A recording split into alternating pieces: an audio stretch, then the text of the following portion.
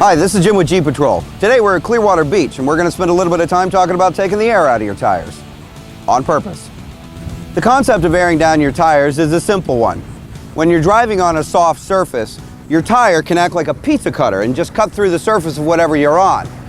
What can happen is that your tires can get dug in and you can get stuck. Now, the act of taking the air out of your tires alone can be a daunting task. There's many different ways you can go about doing it, and those range from taking the core out of the valve stem, don't lose it if you try it, to purchasing expensive automatic deflators. This particular one came from a company called Ston. Core removers cost about $4 at your average auto parts store. These can range upwards of $100 or more depending on who you buy them from. Now, by taking all of the air out of the tire, what we've done is we've taken a wheel that's got a very narrow footprint and we've given it a wide footprint. It's going to give you more surface area to work with. This particular tire was taken down to about 10 pounds per square inch, or PSI. Now, you don't want to go any lower than that because then you'll run the risk of the wheel falling off of the tire. But at 10 PSI, or pounds per square inch, the tire's pretty squishy. And that'll enable this vehicle to pull through here a lot easier.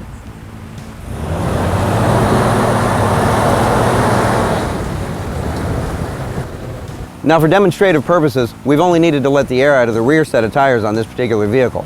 If you take a look at the front tire and the rear tire, you can clearly see the difference between how much of the rubber is touching the road. As you may have imagined, getting the air out of your tires is only half the process. Getting the air back into your tires is an entirely different problem altogether. Now, there's several different ways you can go about getting the air back into your tires, and to be honest, praying that there's a gas station close enough probably isn't your best decision. One of the ways you can go about doing it is an air compressor. They can be installed or attached to your vehicle, and there's a dozen different models to choose from. We'll talk about those in a minute, but for the time being, we were lucky enough to have a friend of ours loan us their tank. A CO2 tank will hold enough compressed air to fill literally dozens of tires. They're very portable, and they don't need to be plugged into anything. Generally, they're going to come with an attachment like this. It'll require that you hold it onto the tire the entire time. We recommend that you spring for the upgraded model. Not only does it have a pressure gauge on it, but the other end of it will allow you to literally lock it onto the tire until it's full to the point you want it.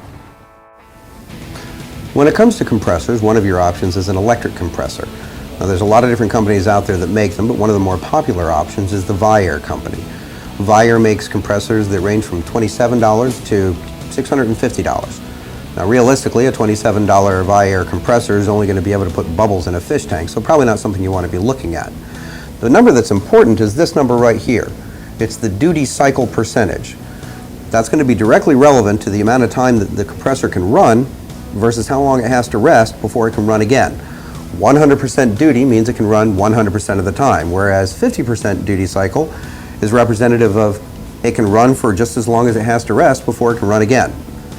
Now, realistically, for our purposes, the 400P is one of the most least expensive models that you could use for a vehicle like Jeeps. It averages about $150, and it's portable. Portable's good.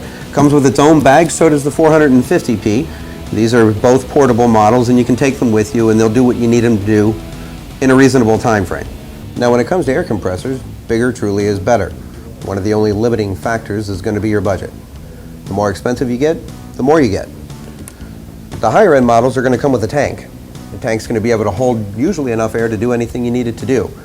And it's going to be able to run at 100% of the time, depending on the model that you get.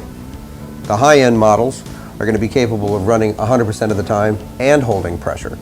Now, remember, these are electrics, so if you run out of juice in your battery and you can't get your vehicle running and you don't have a backup tank, they're not going to do you a whole lot of good. There we go. With the right equipment, you can get yourself back on the road in no time flat. Knowing how to air down your tires and why can get you out of a sticky situation in more ways than one, whether you're stuck in a snowstorm, a mud bog, or just off-roading for the day. This is Jim with Jeep Patrol. Get off the road.